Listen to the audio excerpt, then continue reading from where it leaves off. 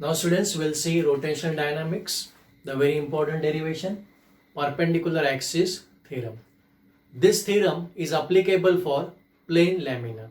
When I say plane lamina, that means two-dimension ring or maybe two-dimension disc or maybe this as a book. Okay. Plane lamina can be of any shape. So we'll take this as a plane lamina of any shape.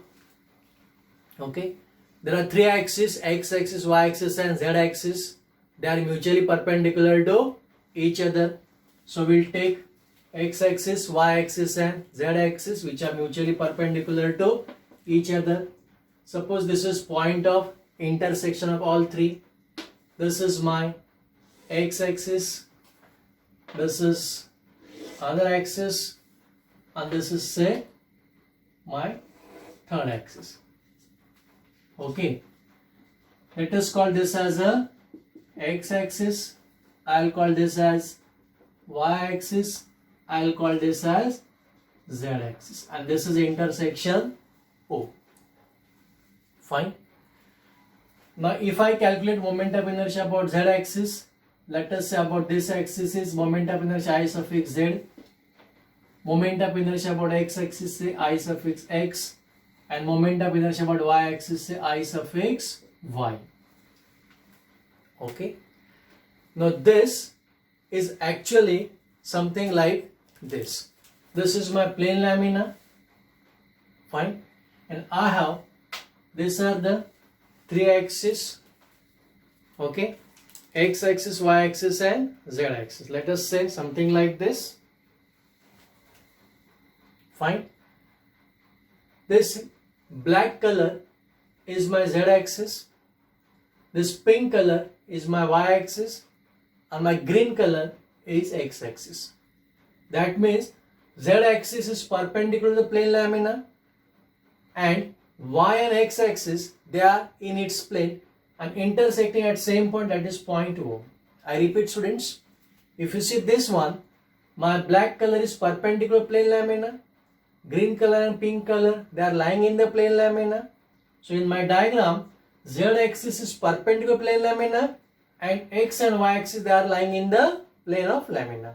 So my theorem says, suppose if I calculate moment of inertia about all three axes, then you will get moment of inertia about z-axis is equals to Ix plus Iy. Fine. Moment of inertia about z-axis always equal to sum of moment of inertia about x-axis and y-axis. Now how to say statement? Let us say with respect to formula. Our statement with respect to formula. Moment of inertia of plane lamina, moment of inertia of plane lamina about an axis perpendicular to plane lamina is always equal to sum of two mutually perpendicular axes lying in its plane and intersecting at same point. I repeat, moment of inertia of plane lamina about an axis perpendicular to plane lamina is always equal to sum of moment of inertia about two mutually perpendicular axes lying in its plane and intersecting at same point. Now we'll find this derivation. For this, we'll require just a simple formula of moment of inertia. I is equals to integration of r square dm, or you can say mass, mr square, simple formula mr square. What is r? This is important part. R is a distance of dm from axis of rotation. R is a distance of dm from axis of rotation. The body is made of number of particles. We'll take one small particle. Let us say this is small particle that we called as a dm, or we say mass element at point say P. So we'll take small mass in dm at point P. So I'll write that dm is a small mass element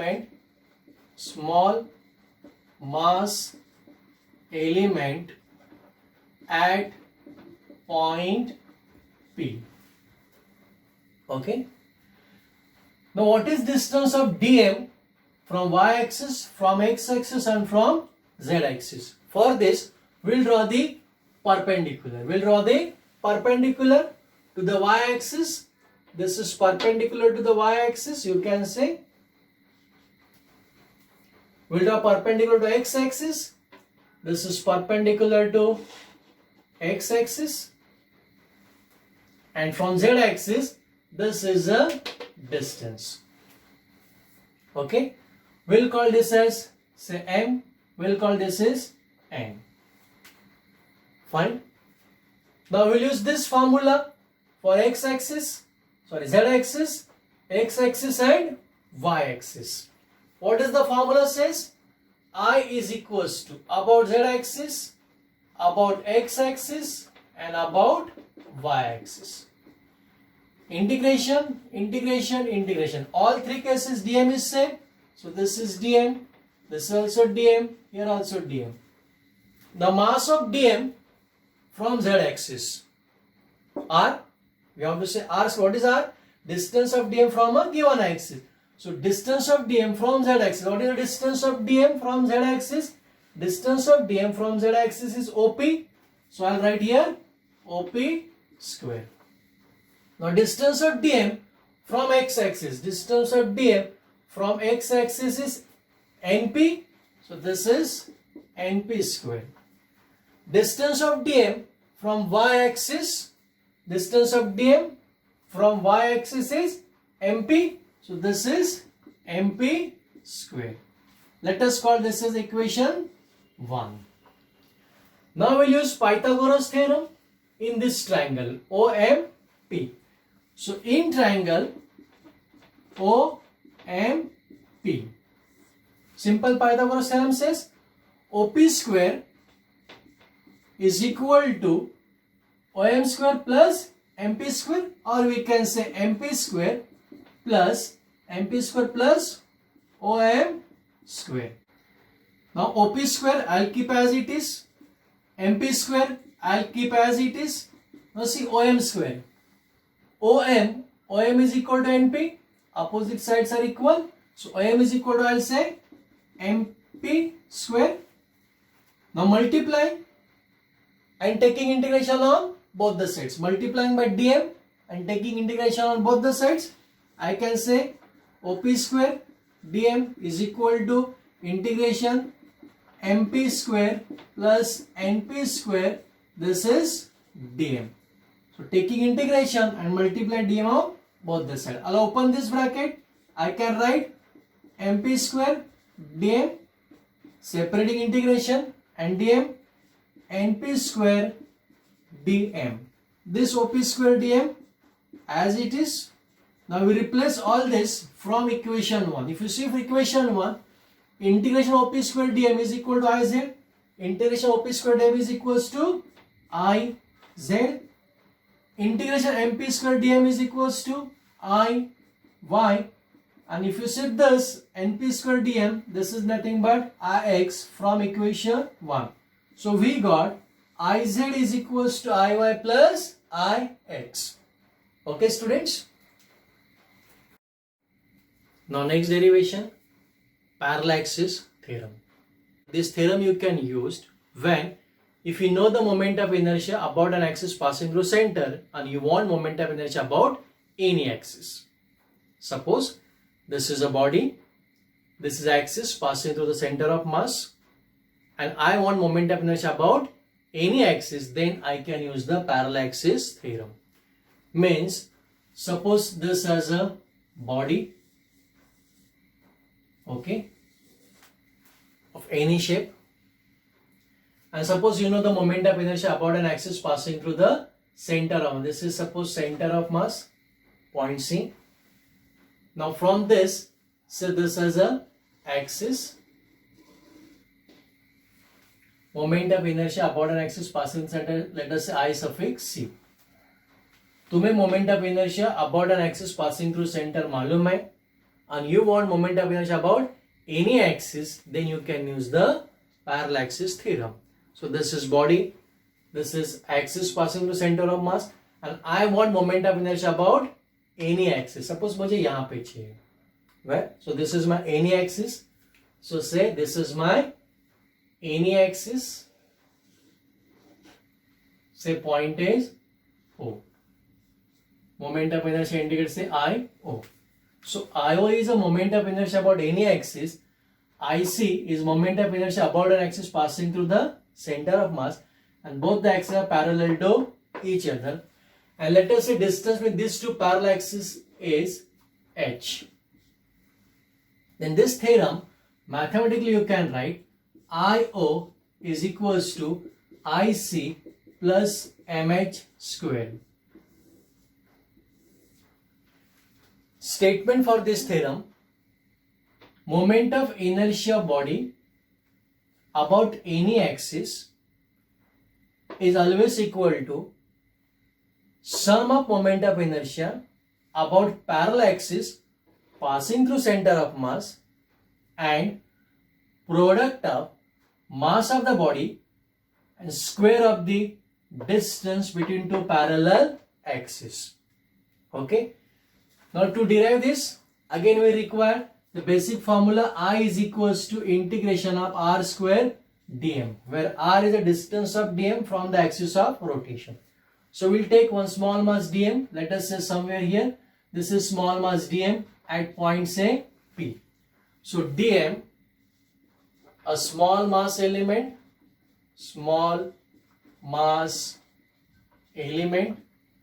at point P. Okay. Now distance of dm from this axis, distance of dm from this axis. So distance of dm from this axis I'll draw this way, and distance of dm from this axis is this way. So I'll write this formula for IO and IC. So IO is equals to integration of this is dm, IC is equals to integration of this is dm. Now what is the distance of dm from this axis? Distance of dm from this axis Cp square. So this is Cp square, and distance of dm from this axis is OP square. So it is OP square. Fine. Now construction. We'll draw perpendicular from P. We'll draw perpendicular from P.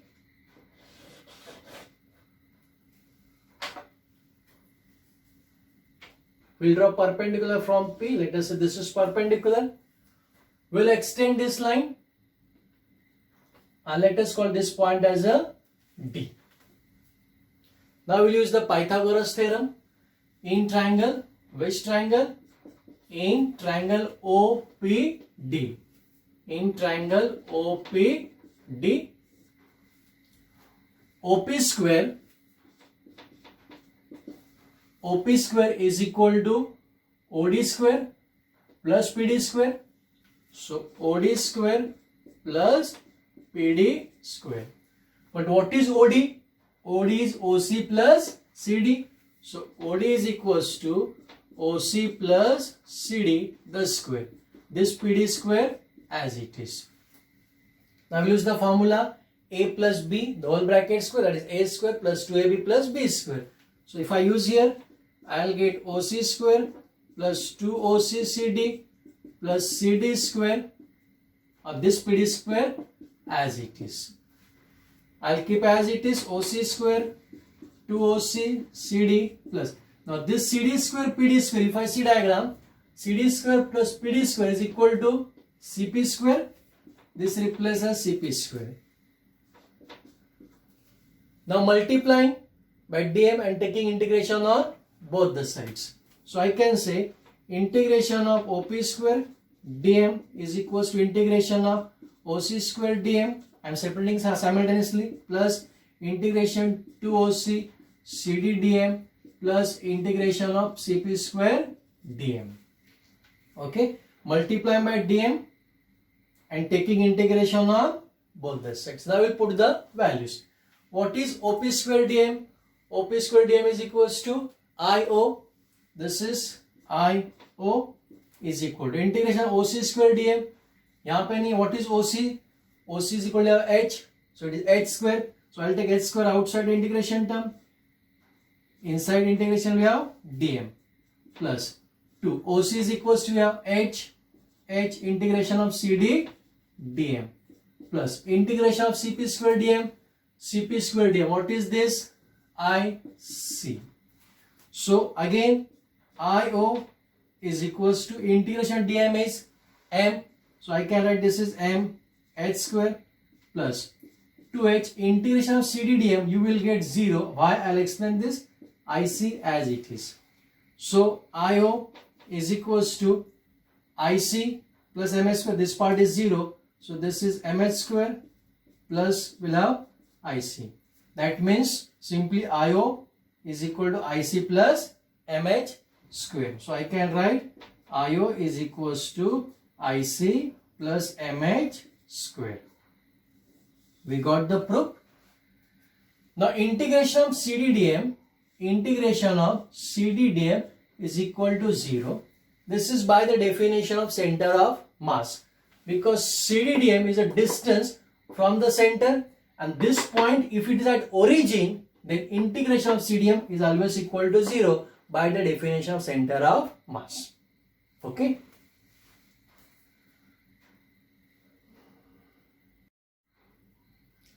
Now next derivation, moment of inertia of uniform disk. Now we'll see this is a disk. Suppose this is a disk. We require moment of inertia of this disk upon an axis passing through its center. Say this is center. Fine. We require moment of inertia about this axis. Now this disk, will assume mass is m and it is circular, so area is pi r square. Let us suppose sigma is surface density, or also called mass per unit area.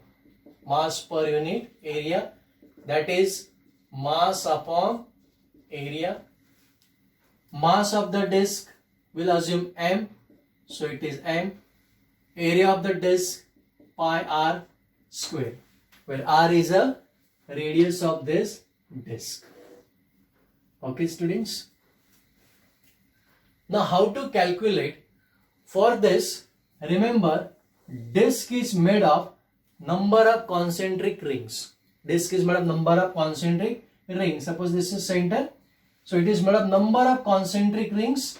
One ring, second ring, third ring, and so on. In number of rings are there, but minimum distance of ring practically from 0 and maximum is r. So these rings are situated from 0 to r. We'll take one ring, we'll calculate the moment of inertia for that ring, and then we'll calculate the moment of inertia for all ring by integrating from 0 to r. So I'll take one ring. Suppose this is a one ring. Okay. Thickness of this ring suppose dr, and radius of this ring suppose r, small r. Fine. Then what is the mass of this particular ring? We can say, take a ring of radius is equals to small r and mass, let us suppose dm, and thickness is equals to dr. So using the same concept, sigma is equals to mass upon area. Mass is equals to dm. Now area of ring. Area of ring is given by 2 pi r into dr. Circumference into thickness. 2 pi r dr. So dm is equals to sigma 2 pi r dr. Sigma 2 pi r dr is equals to dm. This is mass of the ring which we selected here. Now what is formula for moment of inertia for ring? Moment of inertia of ring, we have formula I is equals to mr square. M is here, delta m, and r is equals to radius. So m r square. Fine. This we got moment of inertia for this ring. I want moment of inertia of a disk. In order to get the moment of inertia disk, we have to do the integration for each rings starting from 0 to r. So I can say for moment of inertia of disk, we have to go for integration. Let us say this is I suffix c. Integration of this dm r square from 0 to r, because rings are saturated practically from 0 to r. We'll put the value of dm. What is dm? Dm is equals to, we have 0 to r, dm is equals to sigma 2 pi r dr, sigma 2 pi r dr, and this r as it is r square. So r into r will get r cube. Okay. So 0 to r sigma 2 pi, this is r cube dr. Fine. Now we'll go for this side, students. Okay, students. I'll erase this. I'll write on this side IC is equals to. Now while doing integration, constant terms we have to take outside the bracket. So 2 pi sigma we'll take outside, 2 pi sigma in bracket, in integration term r cube dr, this part as it is 2 pi sigma. Now integration of this part is, integration to मालूम है, raise the power by 1 dividing by same. So integration of this part you will get r raised to 4 dividing by 4, 0 to r. Okay, this 4 I'll take outside the bracket. So 2 pi sigma upon 4 in bracket r raised to 4, 0 to r. Using the values upon 4, this r can be capital R, maximum value is r, minimum value is 0. So r raised to 4 minus 0 raised to 4, that is r raised to 4 only. 2 pi sigma upon 4 r raised to 4. So 2 ones are, this is pi sigma r raised to 4 upon 2. I can write IC is equal to pi as it is, value of sigma, because I want moment of inertia of a disk. So मुझे disk का value डालना पड़ेगा. Sigma is equals to m upon pi r square, m upon pi r square into r raised to 4, and this dividing by 2. Cancelling the things. Let us see what is happen here. Pi get cancel, r square भी cancel होगा. Remaining part is m r square upon 2. So this is formula for moment of inertia of a disk about an axis passing through center of mass. Thank you, students.